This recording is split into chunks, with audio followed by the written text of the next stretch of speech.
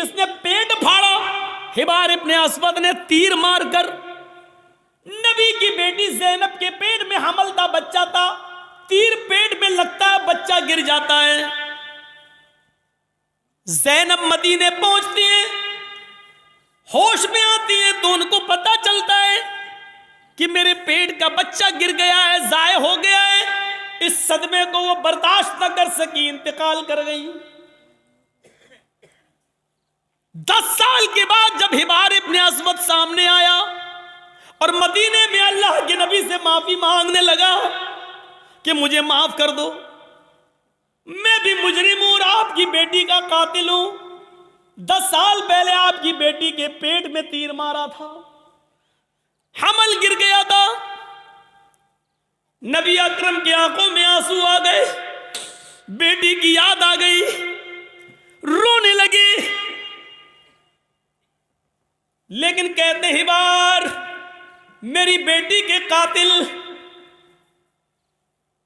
मैंने आज तक अपने लिए और अपने खानदान के लिए कभी बदला नहीं लिया।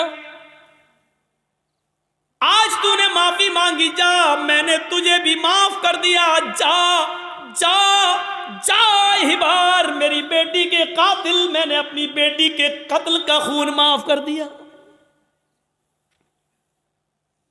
वो हमजा जो नबी का चचा और हिंदा ने पेट फाड़ा, नाक काटी, कान काटा, जबान काटी और इसी में धागा डालकर नाक, कान, जबान का हार बनाकर अपने गले में पहना। वो हिंदा जिसने हमजा का पेट फाड़ के कलेजा निकाला और चबाया, हिम्मत नहीं कर सकी उसको खाने की, थूक देती है। कटी हुई गर्दन, फटा हुआ पेट, निकला हुआ कलेजा, कटी हुई नाक, कटा हुआ कान, कटी हुई जबान। ये लाश जब नबी के सामने आई तो आपकी आंखों में आंसू आ गए और कहा, आए हमजा, कयामत तक जितने भी लोग अल्लाह की राह में कत्ल किए जाएंगे ये शहीद होंगे, लेकिन तू कयामत के दिन सैयदुल शुहदा बनाकर उठाया जाएगा, तमाम शहीदों का सरदार बनाकर उठाया जाएगा। ऐसा हाल करने वाली हिंदा जब नबी के सामने आई तो आपने कहा, क्या चाहती हो? माफी। आपने कहा, हिंदा जा, मैंने तुझे भी माफ कर दिया। ओ मेरे चचा की कातिल, जा, मैंने तुझे भी माफ कर दिया। मेरी चचा की लाश को बिगाड़ने वाली, जा, मैंने तुझे भी माफ कर दिया। लेकिन इंसान हूं, बुरा लगता है, तू मेरे सामने मत आना, क्योंकि जब तू मेरे सामने आएगी तो मुझे चचा की लाश याद आ जाएगी। हमारे नबी ने कभी किसी को बद्दुआ नहीं दी। ताइफ वालों ने इतना मारा कि सर फट गया, सर से खून निकला, पैरों पे गिरा, खून जम गया, जूते तक उतर नहीं पा रहे थे उस जमे हुए खून की वजह से। 2 फरिश्ते आए, अरे अल्लाह के नबी, कहो तो इन ताइफ वालों को 2 पहाड़ियों के बीच में पीस दूं। मैं जब गया था हज के उम्रे के लिए तो मेरे वहाँ बहुत प्रोग्राम कराए गए थे। जिद्दा में हुए, दम्माम में हुए और मक्के में हुए, मदीने में हुए। तो हमको ताइफ भी लोग लेकर गए और वो पहाड़ी हमको दिखाई थी लोगों ने वहाँ ताइफ के अंदर, जिस पहाड़ी पर चढ़कर काफिरों ने नबी अकरम को पत्थर मारे। वहाँ के लोग जो थे वो, उन लोगों ने बताया कि मौलाना साहब ये वो जगह है, यहाँ नबी खड़े थे, ऊपर से काफिर पत्थर मार रहे थे। उस जगह को देखा है हमने अपनी आंखों से। काफी ऊंचाई पर से पत्थर मार रहे, जोर से पत्थर, ऊंचाई से पत्थर मारेंगे और वो नबी के सर पे लगेगा तो कितनी जोर से लगता होगा। फरिश्ते मौजूद, वो दोनों पहाड़ी जिसके बीच में ताइफ बसा हुआ है, अगर इस पहाड़ी को यहां से लाया जाए, उस पहाड़ी को यहां से लाया जाए, दोनों को मिलाया जाए तो इस पहाड़ी के बीच में जितने लोग रहते हैं कब पिस के सुरमा बन जाए कुछ नहीं कहा जा सकता। फरिश्तों ने कहा, आप कहिए तो इन ताइफ वालों को इस दोनों पहाड़ियों के बीच में लाकर पीस दें, इनको कुचल दें, इनको ख़त्म कर दें, इनको बर्बाद कर दें। तो अल्लाह के रसूल ने क्या कहा? नहीं।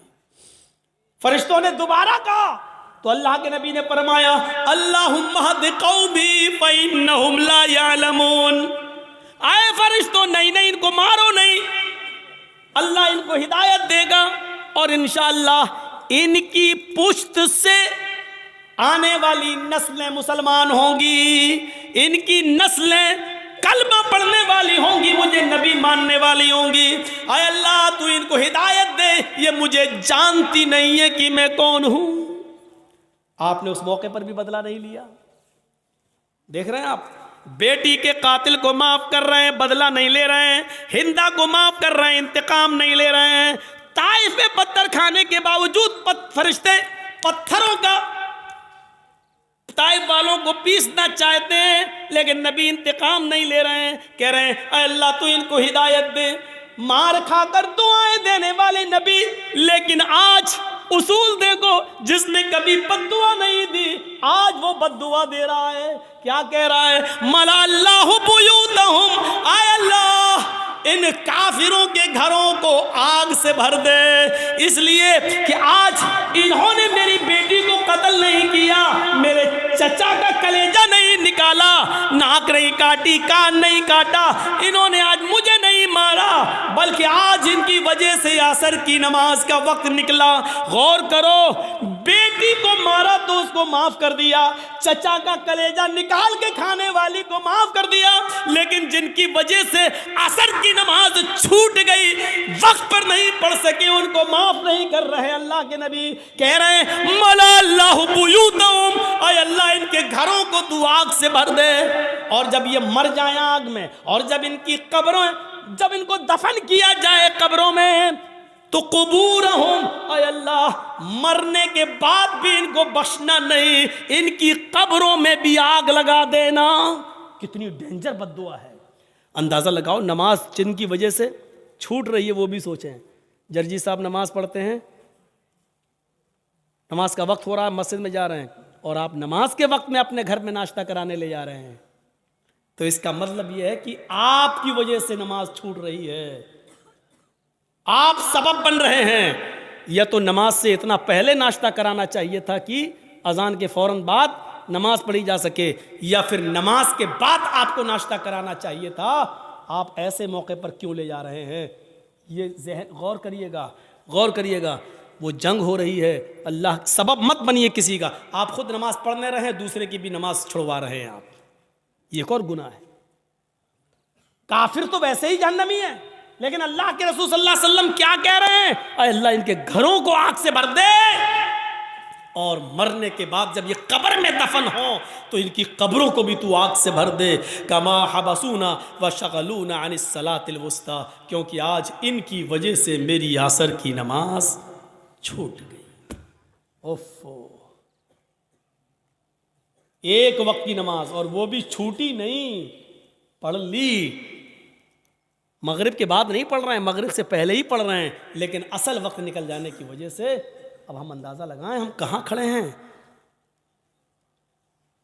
मौलाना जर्जी साहब, आप चाहे कितना बोल लो नमाज के ऊपर, सुबह फजर की नमाज में हम फिर नहीं आएंगे, घर में सोते रहेंगे।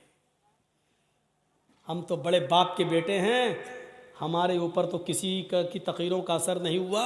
80-90 साल के बुजुर्ग उलमा आए, उनकी नहीं मानी, तुम तो कल के लौंडे, तुम्हारी क्या सुनेंगे?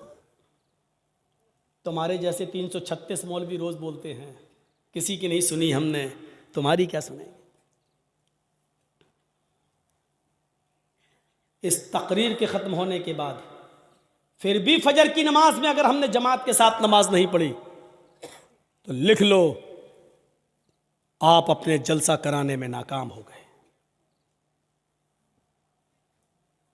सोच लो,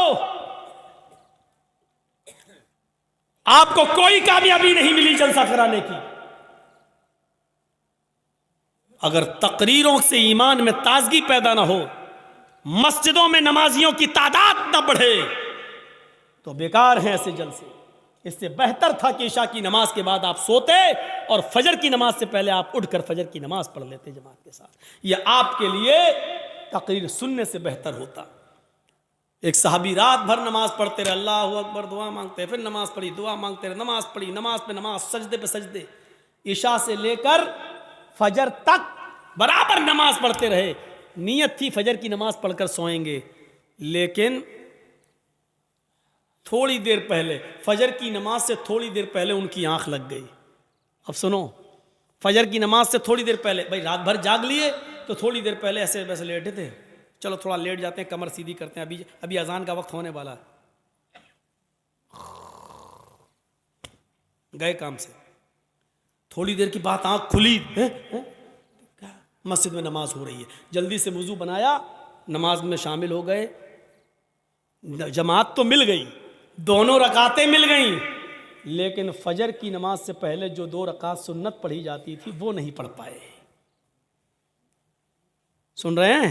गौर से सुनिए, वो नहीं पढ़ पाए। फजर की जमात नहीं छूटी थी, जमात मिल गई, भाई सो के उठे, जल्दी से वुजू बनाए, मस्जिद में चले गए, नमाज तो पढ़ ली, दोनों रकातें मिल गई, लेकिन सुन्नतें नहीं पढ़ पाए।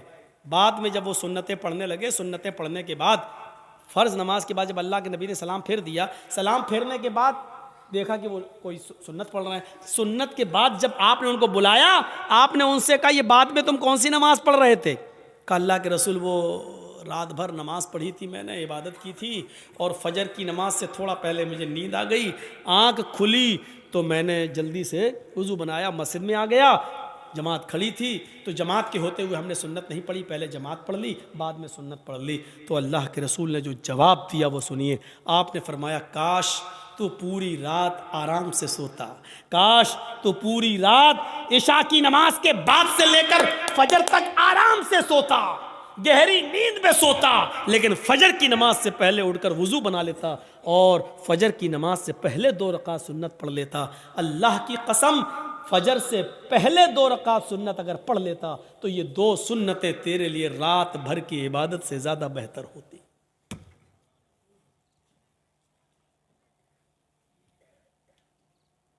फजर की नमाज से पहले 2 रकात सुन्नत तुम्हारी रात भर की इबादत से ज़्यादा बेहतर होती। क्यों जागे तुम रात भर?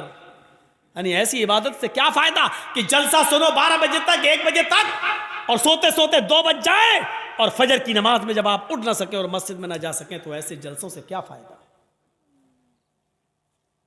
ये बंद होने चाहिए ड्रामे। हाँ, मैं इसको ड्रामा कहता हूँ। जो जलसे लोगों को नमाजी ना बना सके वो ड्रामा है। जो तकरीरें लोगों के दिलों में ईमान ताज़ा ना कर सके वो नौटंकियां हैं। वो लैला मजनू की कहानियां हैं।